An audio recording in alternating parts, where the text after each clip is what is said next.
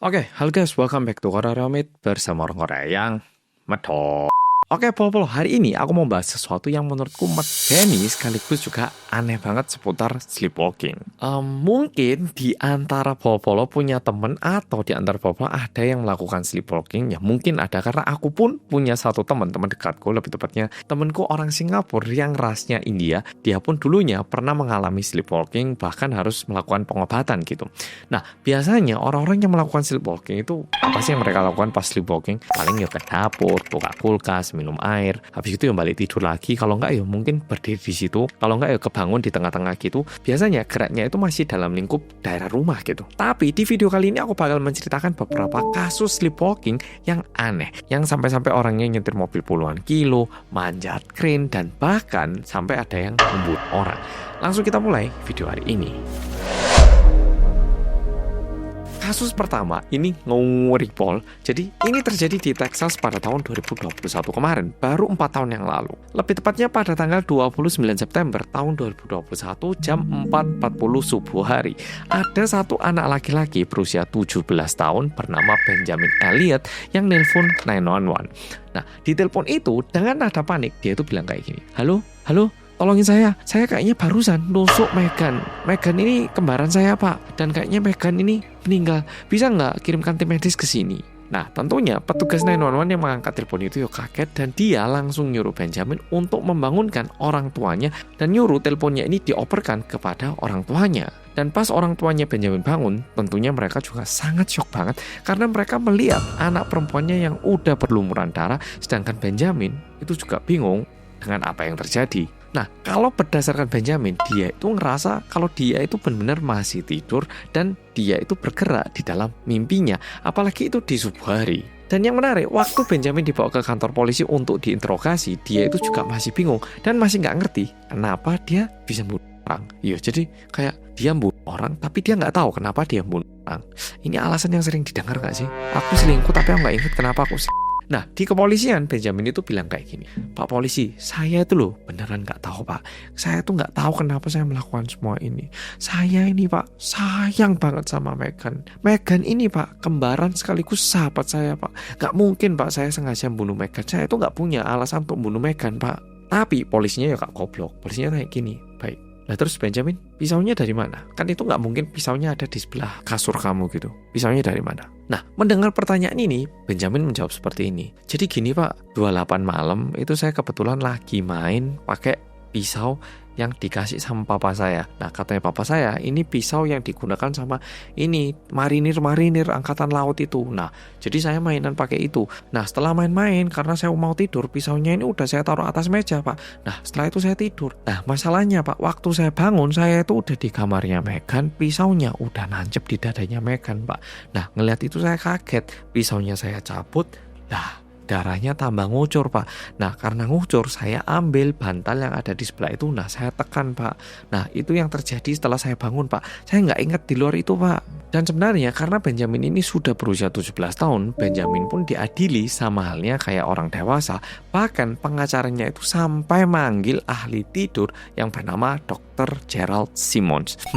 Ini menarik ya, dokter ahli tidur ya. Maksudnya dokter yang mendalami dalam gimana sih orang tidur, ataupun dokter yang melakukan riset dalam proses tidur gitu. Setelah dicek sama dokter, yang menarik adalah Benjamin ini emang punya kondisi yang gampang banget masuk ke fase tidur yang mengakibatkan sleepwalking. Nah, jadi sebenarnya waktu tidur itu ada 3 tipe ya. Ada tidur biasa, yang satu tindihan. Tindihan itu apa? Otak bangun tapi badan nggak bangun. Itu kita kenal sebagai tindihan. Kalau sleepwalking, kebalikannya. Otak masih tidur, badan udah bangun. Dan biasanya badan akan melakukan hal-hal yang familiar di badan kita. Jadi misalnya sering ke toilet, ya jalan ke toilet. Nah, kayak gitu itu tanpa mikir bisa dilakukan. Nah, jadi ada 3 tipe tidur kayak gini. Tapi Benjamin ini termasuk orang yang sangat mudah masuk ke fase sleepwalking. Nah, tapi meskipun udah mendengarkan itu, kepolisian ya tetap ragu. Mereka mikir, mosok tapi yo karena sleepwalking bisa bunuh orang sih. Aku paham orang bisa sleepwalking, tapi masa bunuh orang ya toh? Sehingga pada akhirnya Benjamin mendapatkan hukuman penjara selama 15 tahun. Dan yang menarik, Benjamin ini baru diperbolehkan untuk mengajukan banding di tahun 2032 pas dia berusia 28 tahun.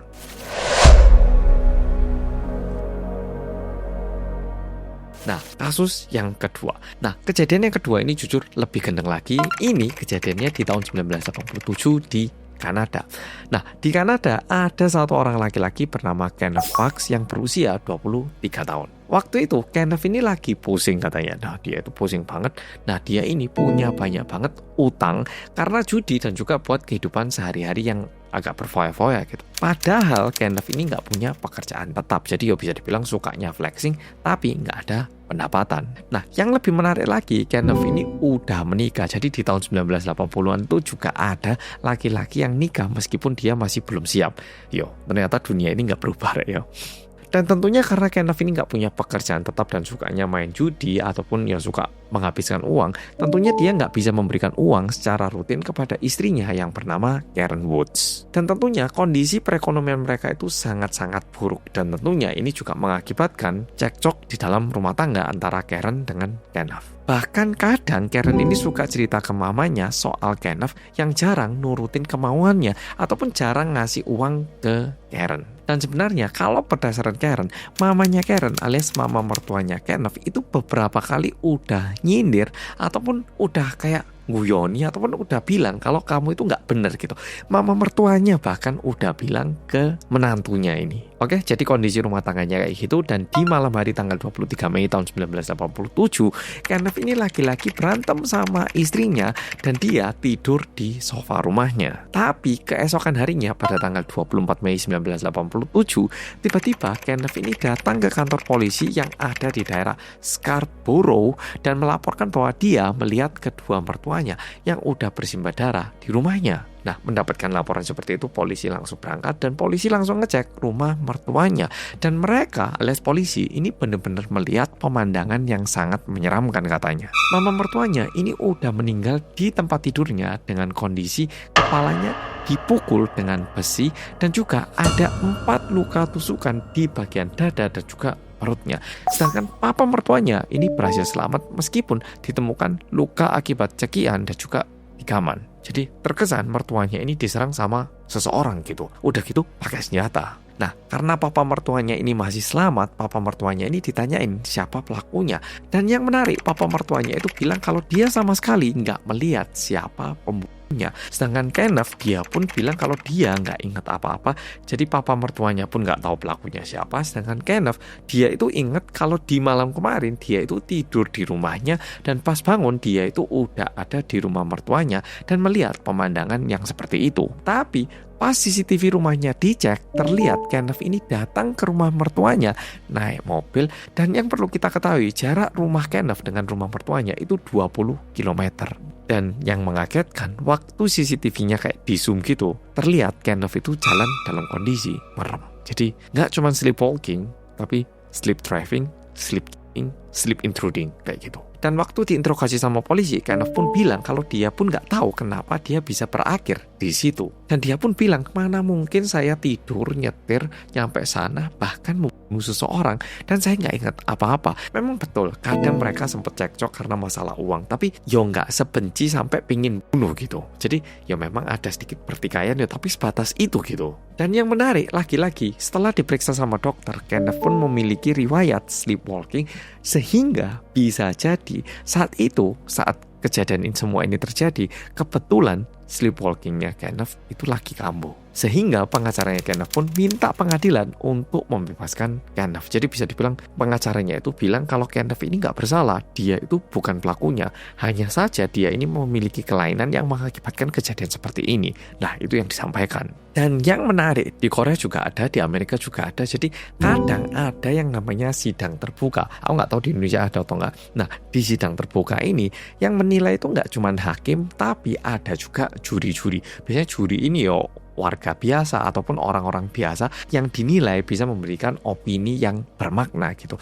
Nah, sama kasusnya Kenneth pun akhirnya mereka mengundang beberapa juri lain dan di situ pengacaranya membuktikan kalau ada 35 kasus lain yang mirip dengan kejadiannya Kenneth. Ada 35 kasus lain yang juga orangnya tidur tapi berakhir dengan pembunuhan. Tapi mereka ini bukan pembunuhnya. Nah, pengacaranya berhasil kayak menjelaskan kondisinya Kenneth kepada juri-juri ini. Sehingga Kenneth pada akhirnya resmi dibebaskan dari tuduhan pembunuhan dan juga percobaan pembunuhan mama dan papa mertuanya.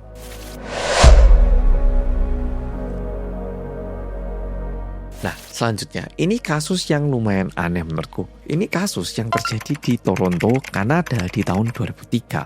Nah, ini kejadian terjadi kepada seorang pria berusia 33 tahun yang bernama Jan Ludek. Namanya wangel ini sih, Jan Ludek apa Ludeke iki. Nah, waktu itu si Jan Ludek ini dia lagi pesta dan minum-minum di sebuah klub yang ada di Toronto. Nah, karena itu sampai malam dan Ludek ini memang nggak bisa minum banyak, dia itu mabuk dan masuk ke dalam sebuah kamar bersama dengan satu perempuan yang nggak dia kenal. Dan keesokan harinya, cewek yang tidur bareng sama Ludek ini, dia ini kebangun dan melihat dia lagi berhubungan seksual sama seorang laki-laki, tapi cowoknya ini merem. Tapi yang ini maaf mungkin di luar konteks, kan bisa juga karena cowoknya lagi menikmati yang ini memang agak susah dinilai, tapi pokoknya kejadiannya kayak gini. Lanjut lagi. Cowok yang tidur dan lagi melakukan hubungan seksual ini adalah Jan Ludek, dan kalau berdasarkan si cewek ini, Jan Ludek ini benar-benar merem kayak tidur, dan bahkan Jan Ludek ini baru bangun setelah ceweknya teriak dan juga mendorong Ludek sampai dia jatuh. Ini makin mencurigakan karena bisa jadi dia menikmati terus ceweknya bangun biar nggak ketangkap, dia pura-pura sleep. Ya pokoknya gitu. Nah, meskipun gitu, si perempuan ini kan merasa dirinya diperkosa sehingga dia langsung menelepon polisi dan melaporkan kalau dia habis diperkosa oleh seorang laki-laki yang bernama Ludek. Nah, yang menarik, lagi-lagi kasus ini juga diperiksa sama dokter, dan dari hasil pemeriksaan medis dan juga kepolisian ditemukan bahwa Ludek ini memang menderita seksomnia ataupun sebuah kondisi kelainan langka di mana seseorang itu melakukan tindakan seksual pas lagi tidur. Wah, aku bikin konten detektif reality suwe-suwe jadi tahu sindrom yang nggak pernah tak bayangkan, sumpah. Nah, bahkan hasil pemeriksaannya ini juga didukung sama kesaksian keempat mantan pacarnya Ludek yang bersaksi bahwa memang benar pas mereka pacaran pun Ludek itu memang beberapa kali melakukan hubungan seksual waktu Ludek lagi tidur katanya. Ini memang agak aneh, tapi proses hukumnya ini jadi agak ruwet. Jadi awalnya di tahun 2005 hakim bilang kalau Ludek ini tidak bersalah. Tapi kasusnya ini dibuka lagi di tahun 2008 dan keputusannya diganti. Apakah diganti menjadi bersalah? Enggak, melainkan pengadilan malah bilang, loh, ini kan memang orang yang punya seksomnia. Dia kan nggak sadar waktu melakukan itu. Harusnya dari awal Jan Ludek ini tidak kena hukuman apapun. Nah, malah diubah menjadi benar-benar tidak bersalah. Sehingga di tahun 2009 Ludek ini dinyatakan benar-benar tidak bersalah. By the way, yang ini jangan ditiru, ojo moro-moro besok saya ini punya seksomnia. Please ini nggak benar ini, jangan ditiru. Oke? Nah, kasus keempat, kasus yang terakhir ini yang akan aku bahas paling banyak di video kali ini.